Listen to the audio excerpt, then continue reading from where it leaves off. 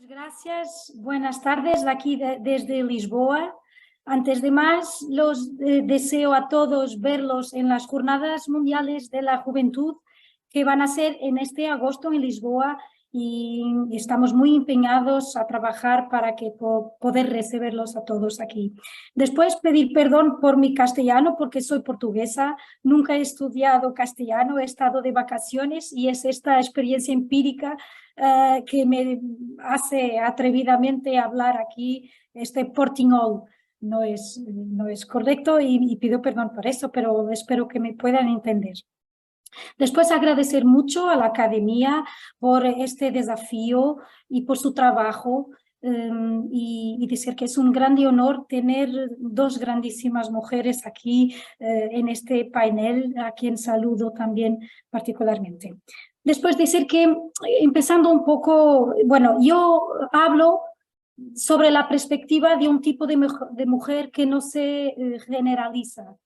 Bueno, soy europea, soy de la ciudad, he estudiado, tengo libertad y posibilidad para tener participación social y política, entonces tengo el privilegio de nacer, de crecer, de poder afirmarme como mujer en un contexto privilegiado a nivel mundial, en lo que toca el papel de la mujer en la sociedad, donde hablo desde un país donde la participación de la mujer es posible, es promovida por las políticas públicas y es culturalmente aceptada por la sociedad portuguesa.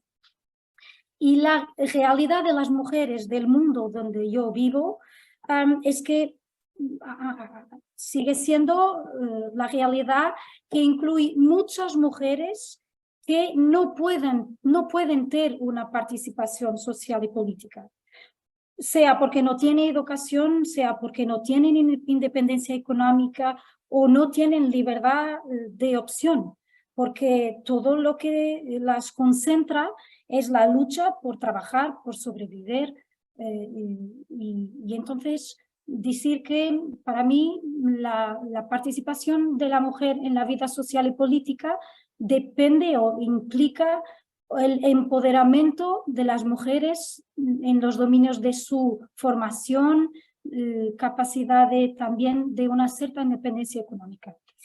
Pero yo voy a hablar de la realidad de las mujeres que es más cercana de mí, que es de las mujeres que puedan tener participación, pero tienen esa opción de vida de decidir si deben y si quieren comprometerse con el mundo de una forma más exterior a su vida privada. Y de facto, en el mundo en que me muevo, de mis amigas, de mis hermanas, bueno, lo que yo veo es que hay muchas mujeres que pueden tener una participación social y política, pero no quieren. Y eso me hace pensar mucho, ¿por qué? Bueno, en Portugal la política tiene un problema básico, que es que no atrae a los portugueses y no atraen a las mujeres en particular. La política es la dimensión de vida que menos interesa a los portugueses. 4% dicen estar muy interesados en la política, solo, y 27% dicen estar un poco interesados. Estos son los valores más bajos en toda la Unión Europea. Esto según un estudio de los valores de los portugueses, que son estudios promovidos por la Unión Europea en todos los países de la Unión Europea y son datos de 2021. La política de facto está hecha por hombres, sea lo que sean los horarios, la cantidad infinita de reuniones no productivas y que torna de facto difícil para la conciliación de una vida de una mujer que tiene que estar en otros dominios de su vida. Después siento que hay una mentalidad moderna muy extendida entre las mujeres que dicen que tú solo puedes hacer bien una cosa en tu vida. Si quieres tener excelencia en tu desempeño, bueno, solo puedes hacer una cosa. Tú tienes libertad, puedes ser primer ministra, pero no quieras conciliar eso con mucho más do que eso. Y entonces solo puedes ser súper profesional o super madre o super dona de casa, pero no puedes ser todo al mismo tiempo. De cierta forma hay un estereotipo masculino que nos quieren impor, como si tú solo puedes tener éxito si fueres como los hombres, en que te dedicas en tu vida en una cosa sola. Y bueno, y de facto a nivel cultural esta mentalidad condiciona muchísimo en la forma como las mujeres se ven a sí propias. Por ejemplo, aquí en Portugal tenemos una cantante muy conocida, Carolina Deslandes, que ha tenido 3 hijos en 3 años. Y ha dado una entrevista diciendo la presión que ha sufrido en ese tiempo para poder explicar su opción de querer ser una cantante que es de referencia en el panorama cultural portugués y esa opción de su vida particular, porque le decían, hay un tren que está pasando en tu vida y tú tienes que coger ese tren, porque no quieras ser... Y decían, tiene 3 hijos, esta no es artista, es madre. Y esto es una perspectiva cultural que de facto las mujeres aceptan y acreditan y con la cual tenemos nosotras que nos deparar porque como se nos quisieran encajar en cajas hechas por hombres. Bueno, y la verdad, la libertad alcanzada en este mundo europeo occidental en que yo me incluyo, coloca a las mujeres de facto el dilema de las opciones y el dilema de romper con los estereotipos y de entender que no tenemos, a lo mejor ya no somos como nuestras madres y nuestras abuelas, pero la opción no es ser como los hombres. Entonces, las mujeres, yo siento que de facto tengo muchas opciones a mi alcance y queremos lograr mucho. Queremos ser buenas profesionales, ser personas cultas, tener una vida sana, hacer deporte, tener vida interior, vernos bien, cuidarnos. Bueno, y muchas de nosotras, sobre todo esto, queremos ser buenas hijas y buenas madres. Y el estudio de los valores de los portugueses de 2021 muestra que el valor más importante para los portugueses sigue siendo la familia. Y para quien toma la opción de ser madre como yo tengo 4 hijos, ser buena madre hoy es de facto muy exigente en términos logísticos, lo que sea en términos logísticos. La cantidad de correos de la escuela, de las actividades extracurriculares, de eventos sociales de nuestros hijos, está hecho para quien tiene un hijo, no está hecho para quien tiene 4, 5 o 6 hijos. Entonces, todavía, y además todavía yo siento también el peso del estereotipo de mi madre y de mi abuela, porque como eran como madres, como amas de casa, y no quiero renunciar por completo a eso, el tipo de comida que hago en mi casa, la presentación de mi casa. Bueno, entonces también son condicionantes con las cuales yo me deparo como mujer libre de escoger lo tipo de mujer que puedo ser, que tengo al mi alcance ser. Y luego tenemos la contracultura de valores de un mundo exterior que choca con el mundo de la familia y busca alienar la familia de la educación de nuestros hijos y que es una amenaza real y es un gran desafío como madre también. Tengo una hija con 16 años, tengo un hijo con 12, una con 9 y uno con 5. Y sobre todo en el contexto de la pandemia, con la abertura de la vida de mis hijos mayores al mundo global de las redes sociales, ha tenido un impacto muy grande y exige mucho tiempo de nosotros para acompañar lo que se pasa y todos los cambios que están ocurriendo fuera de nuestro alcance directo. Entonces, yo creo que el dilema de las opciones es más intenso o más perturbador para las mujeres do que para los hombres, porque los hombres de alguna forma están culturalmente formatados para abdicar más fácilmente de la vida familiar en pro de sus compromisos profesionales. Y por otro lado, bueno, las mujeres tienen la tentación de hacerlo todo, de pensar que pueden hacerlo todo. Yo me encontré enseñando en la universidad, trabajando en una grande firma de abogados, teniendo 3 hijos, aceptando un desafío político y creyendo que sí, que es posible, que somos multitasks y que todo es posible.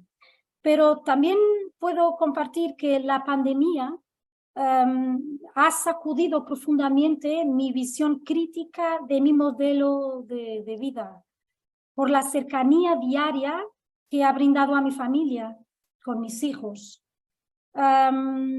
Lo que extrañamos a nuestros hijos es físico, la necesidad que tienen de nosotros, de la madre y del padre también, es física.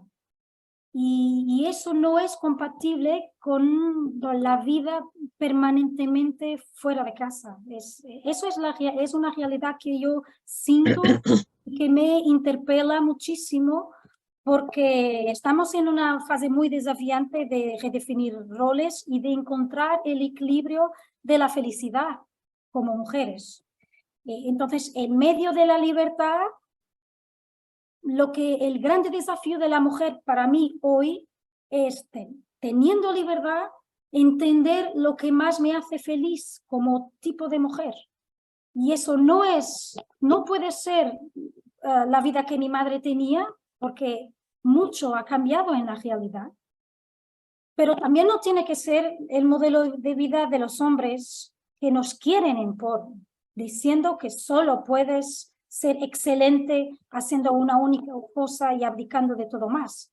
Nuestra fecundidad, nuestra capacidad intelectual, nuestra espiritualidad, nuestra capacidad, nuestra sensibilidad, no sé si dice sensibilidad social, son activos que la sociedad necesita verdaderamente.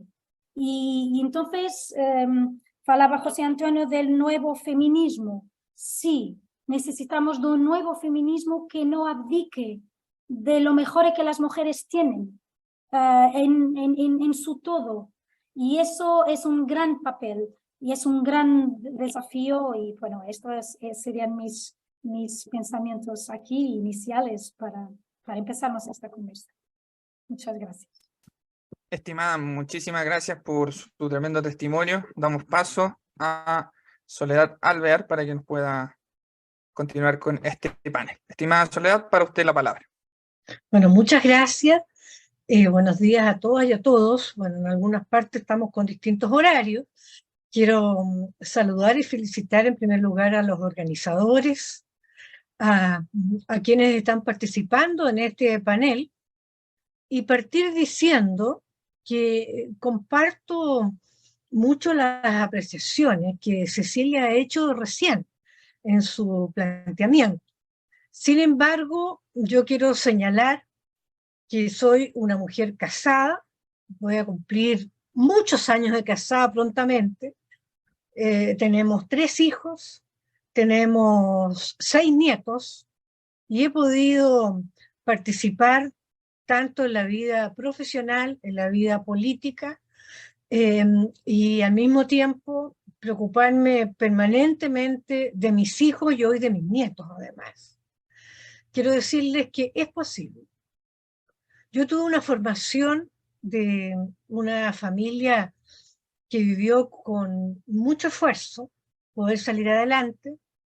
Mis padres también nos dieron el privilegio de estar casados hasta que fallecieron, y eso fue una formación muy importante en el día a día para cada una de nosotras, que somos 3 hermanas mujeres.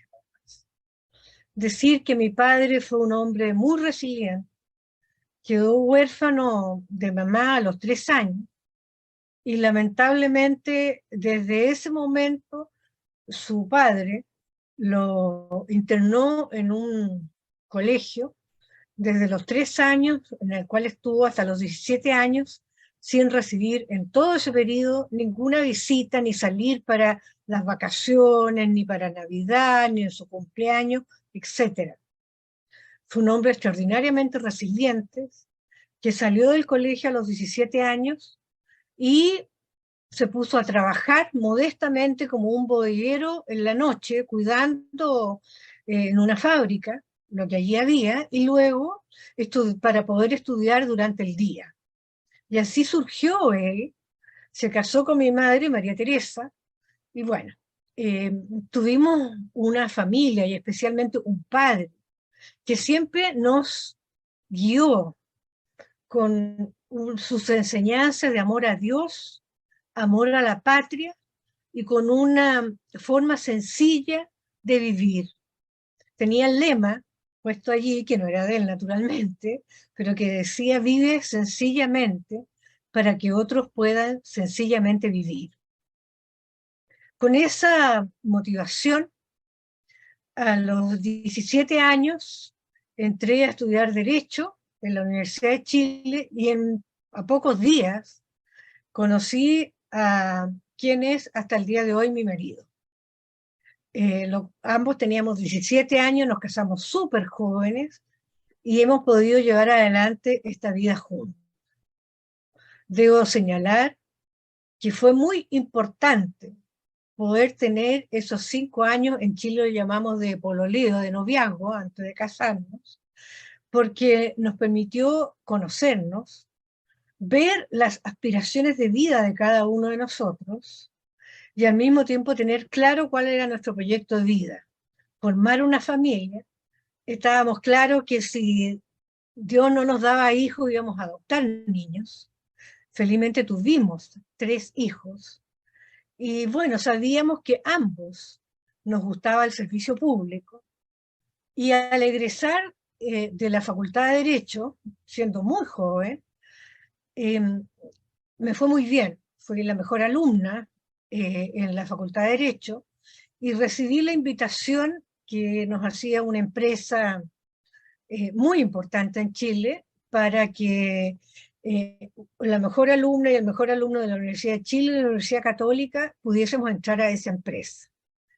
La verdad es que era una empresa que se dedicaba a tributos, nos daban un ingreso bastante importante y la posibilidad de estudiar, especializarnos y al mismo tiempo continuar trabajando en la vida. El joven en ese entonces de la Universidad Católica dijo inmediatamente que sí. Y la verdad es que yo les pedí un tiempo para pensar. Y la verdad es que esa misma semana, el día miércoles, me llamó el cardenal Raúl Silva Enríquez en nuestro país. Y él me pidió que pudiese cooperar con él en la iglesia. Y bueno, que estábamos viviendo en el país un momento muy difícil. Eran los últimos días de la Unidad Popular en Chile. Y luego, sabemos, se desencadenó el golpe militar en Chile. La verdad es que le dije inmediatamente que sí al cardenal. Y llamé a la empresa para señalarle que no iba a aceptar su oferta, que se les agradecía, pero que ya estaba comprometida con otro trabajo. Entonces me dijeron, ¿cuál es su remuneración? Y le ofrecemos el doble. Entonces le dije el doble cero, porque no me ofrecen ninguna remuneración. Pero sí está mi vocación de servicio público, que quiero colaborar con el cardenal en estos momentos que son tan difíciles. Yo ya me había casado y empecé a hacerlo en medio de la dictadura. Quienes no conocen al cardenal Raúl Silva Enríquez, es una persona que se la jugó por la protección de los derechos humanos y por muchos proyectos sociales. Era de una familia de recursos y pudo entregar y formar a familias campesinas, se dio tierras para construir vivienda, etcétera, etcétera. Aprendí de un tremendo maestro. Y con estos dos grandes maestros, mi padre, que me entregó la conciencia del servicio público para ayudar a la patria, y el cardenal Raúl Silva Enrique, que se lo jugó por los derechos humanos, para mí, que ya en épocas universitarias me había motivado leyendo las encíclicas sociales, a humanistas cristianos como Maritain, Mounier, Teilhard de Chardin, etc. Este servicio público fue un aliciente que me permitió seguir trabajando en los años oscuros que Chile tuvo con la dictadura. Cuando recuperamos la democracia, en la cual trabajé para recuperarla intensamente, quien fue elegido el primer presidente Elwin, me ofreció hacerme cargo de el Ministerio de la Mujer, en la cual pude desempeñarme, luego con el presidente Frey en el Ministerio de Justicia y finalmente con el presidente Lagos en la Cancillería, siendo efectivamente la primera mujer ministra. Y luego fui 8 años senadora. Cuando terminé mi periodo en el Senado señalé que yo no me iba a volver a postular a ningún cargo público de elección, porque ya había cumplido mi etapa durante, 24 años, que duró todos mis años de servicio público, desde mis responsabilidades políticas en el ministerio y luego como senadora, y que me iba a seguir dedicando a la capacitación de jóvenes y nuevas personas para involucrarse en política. Y puedo dar testimonio que he sido una mujer felizmente casada. Vamos a cumplir 50 años de matrimonio este año con mi marido, lo vamos a celebrar junto con mis hijos y mis nietos, y que he sido, creo yo, una buena madre y una también buena abuela, quiero decir, hoy con bastante más tiempo que el que tenía antes, para poder dedicarme a mi familia, pero también seguir trabajando en lo que es formación de jóvenes, en lo que es el poder entregar a la sociedad valores y principios. Yo con esta familia tan rica que me ha acompañado en este desafío, con un marido que ha sido pero maravilloso, porque cuando yo he tenido responsabilidades públicas, por ejemplo, ser canciller y tener que viajar fuera de Chile por mis labores como canciller, bueno, él se hacía cargo de todo, llevar, traer a los niños, si estaban enfermos, preocuparse de ellos, etcétera, etcétera. Tuve realmente un apoyo y es por eso que es bien importante a las mujeres con vocación de servicio y que les interesa la política, poder realmente llevar adelante y trabajar intensamente en ello, porque de lo contrario no habría sido feliz. Habría sido a lo mejor algo frustrada en mis pretensiones de vida. Y ahora, estando ya jubilada, sin cargo de responsabilidad política, actualmente soy árbitro en causas judiciales y me dedico a aquello, pero también sigo en formación y capacitación de jóvenes. Yo quiero dar hasta el último aliento que tenga en mi vida para lograr que valores como el humanismo cristiano estén presentes en nuestra sociedad. Chile en este momento es una sociedad y un país polarizado entre extremos, y a mí me parece que es muy relevante el poder estar presente a través de la política, el accionar, no directamente, sino a través de la formación en estos valores humanistas cristianos, para que Chile, y ojalá en el mundo, volvamos a tener realmente una sociedad en donde el individualismo se deje de lado, el consumismo, el hedonismo, que tengamos una sociedad solidaria, humana, que tengamos una preferencia y erradiquemos políticas públicas en protección de las familias, en hacer vidas amigables, en procurar la felicidad de las personas y quienes somos, en este caso católicos, creo, con vocación, tenemos que seguir trabajando para tener este mundo más humano, más solidario y con valores que hemos recogido. Yo actualmente, como el Papa Francisco nos dice, tengo esperanza. Y como tengo esperanza, tengo alegría y ganas de seguir trabajando por nuestra sociedad. Muchas gracias. Estimada Soledad, muchísimas gracias por su tremendo testimonio. Ha sido un lujo poder escucharla. Y continuamos este panel antes de pasar a las preguntas con, aquí está, aquí la pueden ver, con Carmen Quintanilla para que nos pueda entregar su testimonio. Sí, hola, buenas tardes desde España. Es un placer estar en esta Academia de Líderes Políticos Católicos, invitada por primera vez y estoy tremendamente agradecida.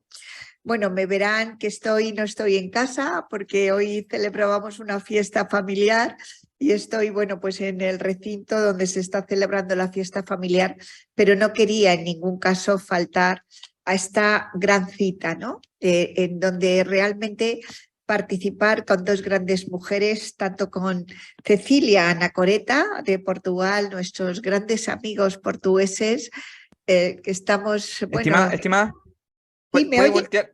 Sí, puede voltear un poquito su cámara, es que la vemos como... ¿Ahora? O así mejor, ahí se ve centrada, sí, por favor. Mejor, vale, pues fenomenal.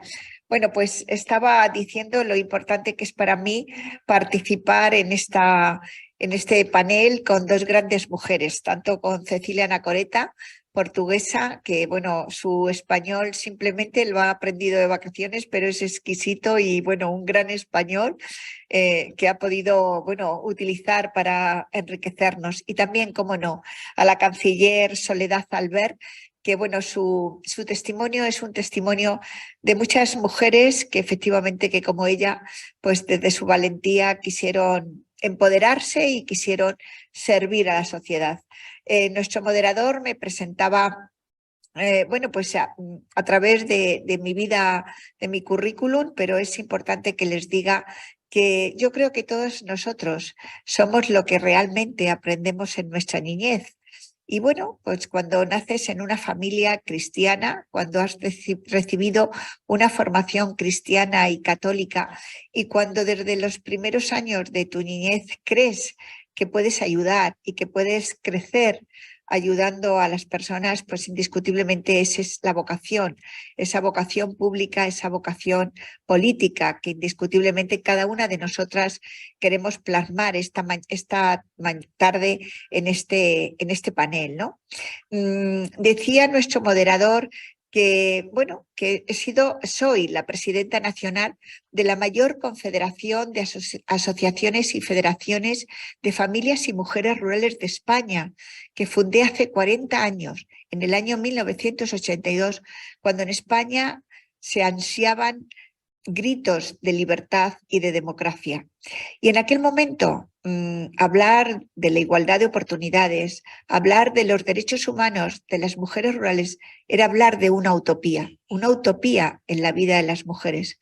Y además lo hacía desde mi puesto de trabajo, pues igual que nuestra canciller Soledad Albert o nuestra querida diputada portuguesa Cecilia, lo hacía porque, bueno, tuve la oportunidad de ir a la universidad, tuve la oportunidad de ser funcionaria del Cuerpo Superior de Administradores Civiles del Estado y desde ese compromiso social y público de servir a la sociedad desde un puesto de la administración, me di cuenta de que en aquel momento, cuando estábamos construyendo nuestro Estado de Derecho, nuestra democracia, nadie hablaba de las mujeres rurales.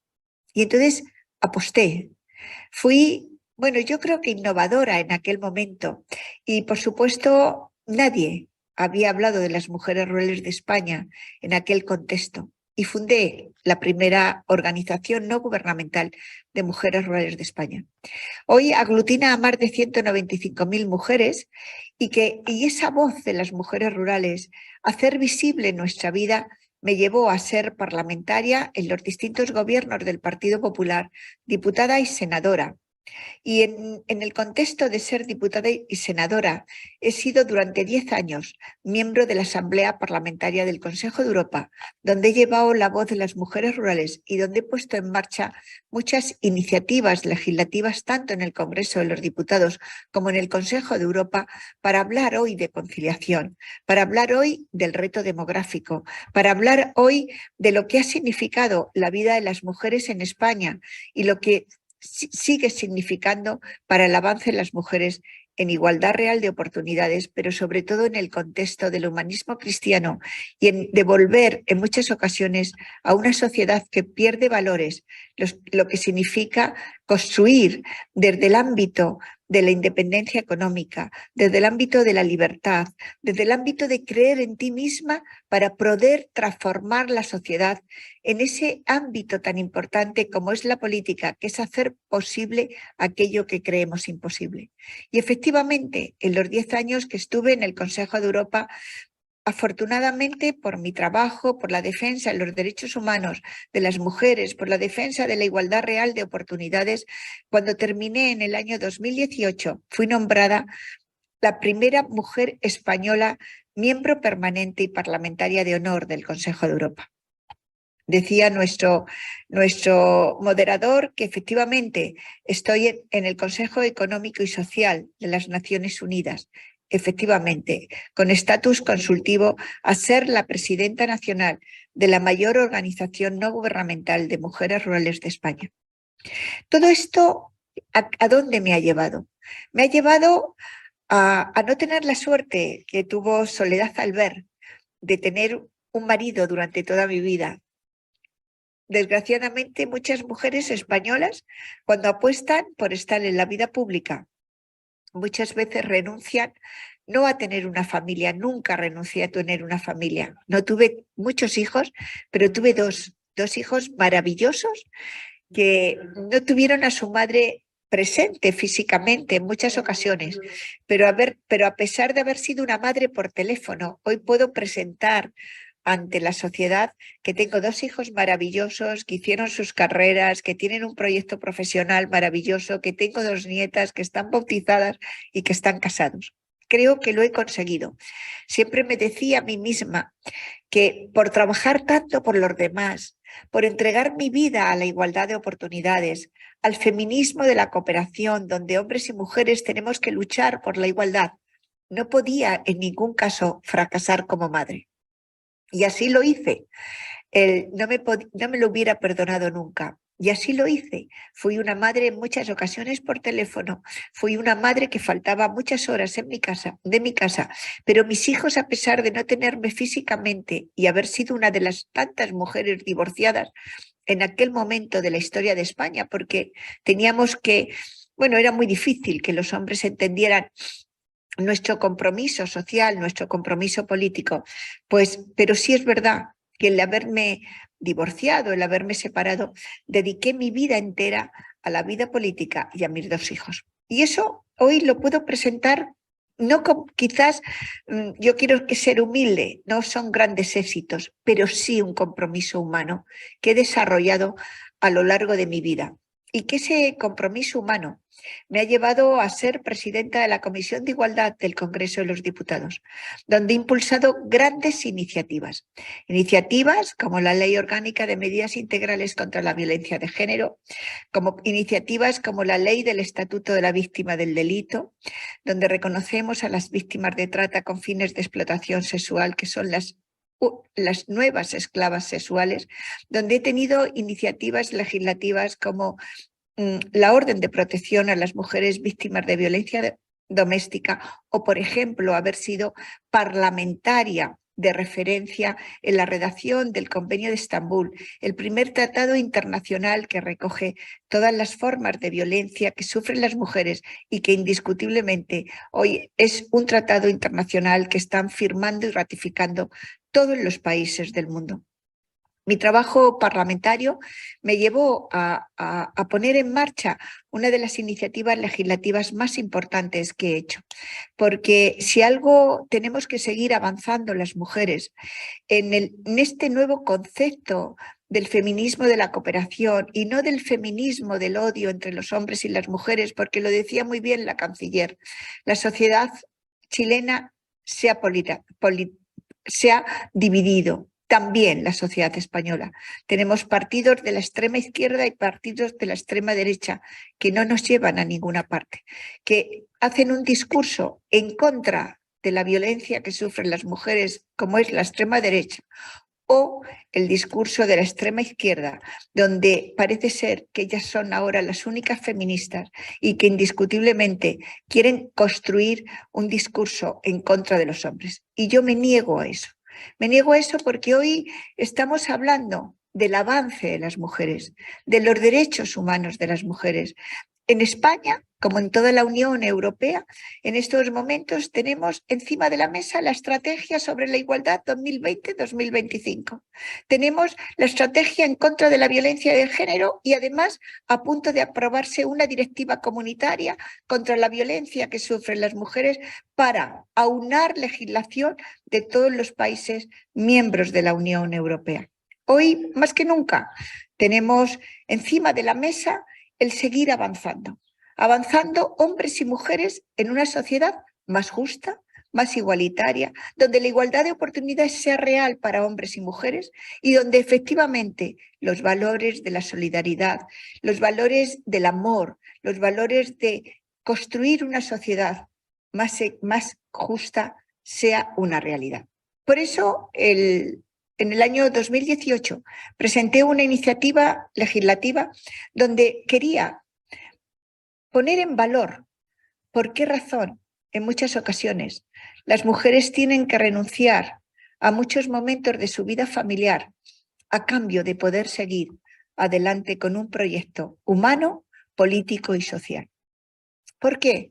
Porque no hay medidas de conciliación de la vida profesional, familiar y personal, porque no hemos conseguido cambiar de mentalidad a los hombres para que sean corresponsables, como efectivamente nos presentaba la canciller, un marido, un compañero de vida que la ha acompañado, que se ha sentido orgullosa de ella y que efectivamente han podido compatibilizar esa vida profesional, familiar y personal. Muchas mujeres no pueden hacerlo y en muchas ocasiones tienen que renunciar a tener hijos. Yo he puesto siempre el ejemplo, cuando hay ministros de España que tienen 4 hijos, hay ministras de España que solamente tienen un solo hijo. Bueno, eso hay que cambiarlo con medidas que fomenten la natalidad. España es uno de los países de Europa con menor índice de natalidad en toda la Unión Europea. También, cómo no, esas medidas de conciliación tienen que llevarnos a poner en marcha, como nosotros hemos hecho, los permisos parentales y maternales e iguales en transferibles. Antes, hace aproximadamente 2 años, en España solamente teníamos un permiso de maternidad las mujeres de 16 semanas. Hoy, afortunadamente, los hombres tienen 16 semanas y las mujeres tienen 16 semanas, con lo cual lleva a que así el hombre puede ser corresponsable de la capacidad de educar a sus hijos, de la capacidad de criar a sus hijos, porque yo he tenido claro siempre, la capacidad de amar no es patrimonio de las mujeres, la capacidad de amar a nuestros hijos es patrimonio de los padres, de las madres, de los hombres y de las mujeres. Además, como decía, en ese ámbito legislativo puse en marcha la primera iniciativa legislativa de reconocimiento de un día dedicado a la conciliación y la corresponsabilidad. Se aprobó por unanimidad por todo el arco parlamentario y es el día 23 de marzo, el Día Nacional de la Conciliación y la Corresponsabilidad. Somos el único país del mundo que tiene un día nacional dedicado a la conciliación y la corresponsabilidad. Por lo tanto, ¿por qué estoy contando lo importante que es la conciliación? Porque no podemos seguir pensando que las mujeres tengan que tener que renunciar a un puesto de trabajo, que las mujeres tengan que renunciar a su acceso profesional, que las mujeres tengan que renunciar a seguir construyendo un mundo más igualitario, un mundo más justo, donde efectivamente el respeto y la identidad de cada uno, de lo femenino y de lo masculino, esté basado en el respeto. Porque al final, si las mujeres renuncian, estamos renunciando al 50% del talento femenino del mundo. Y por otra parte, porque si renunciamos a las mujeres, estamos renunciando a una capacidad de negociación, a una capacidad de hacer política, a una capacidad de meterse en el mundo de lo social, de lo económico, que es necesario para la sociedad. ¿Por qué? Porque efectivamente hoy ya no se puede avanzar en el mundo sin contar con las mujeres. Y en ese contexto, también con las mujeres del mundo rural. AFAMER, nuestra organización no gubernamental, la Asociación de Familias y Mujeres del Medio Rural, y desde el año 2009 la Confederación Nacional de Asociaciones y Federaciones de Familias y Mujeres del Medio Rural, ha sido capaz de llevar la voz de las mujeres, de visibilizar a las mujeres de los pueblos de España en toda la comunidad internacional.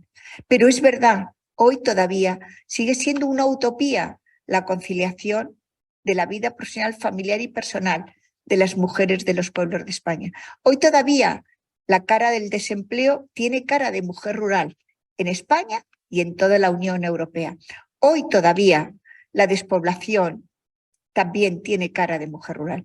Por lo tanto, nosotras, desde nuestro gran compromiso y de nuestro claro compromiso hacia el avance en las mujeres, hoy somos una de las organizaciones no gubernamentales líderes de Europa de poner en valor todo aquello que signifique el avance de las mujeres, la formación, el empleo, el liderazgo, la lucha contra la violencia de género, pero también, sobre todo, poner en valor que las mujeres son el futuro de los pueblos, que sin mujeres no hay vida, y que sin mujeres no podremos avanzar en una sociedad donde hombres y mujeres tendremos que seguir avanzando en entregar a las nuevas generaciones un mundo mucho más justo y más igualitario.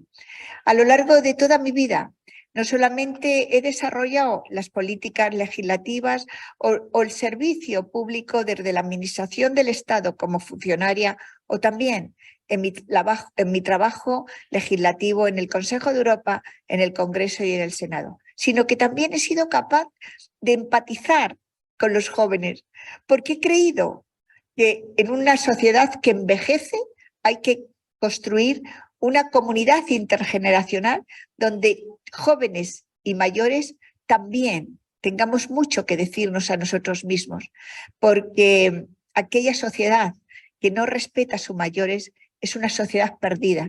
Y ahí los jóvenes, cuando en muchas ocasiones, como muy bien decía nuestra parlamentaria Cecilia, que no creen en la vida política, que se separan de la vida política, porque en muchas ocasiones el ejemplo que se ha dado no es el más positivo para los jóvenes, tenemos que recuperar esos jóvenes cuando efectivamente se está polarizando no solamente la sociedad española, no solamente la sociedad portuguesa, sino toda la comunidad internacional, porque no nos podemos permitir perder nuestro Estado de Derecho, nuestra democracia, nuestra libertad. Y sobre todo, porque no nos podemos perder la gran oportunidad de conseguir que el Estado de Derecho y la democracia siga estando presente en la vida de las futuras generaciones. Porque para ello estamos nosotras, para seguir luchando por la igualdad y por todo aquello que aprendimos desde nuestra niñez, desde nuestras familias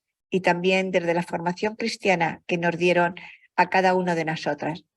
Seamos valientes, levantemos la voz y la levantemos porque nadie nos tiene que dar lecciones de igualdad, ni de feminismo, ni de avance de las mujeres. Nosotras formamos parte del avance de las mujeres. Muchísimas gracias.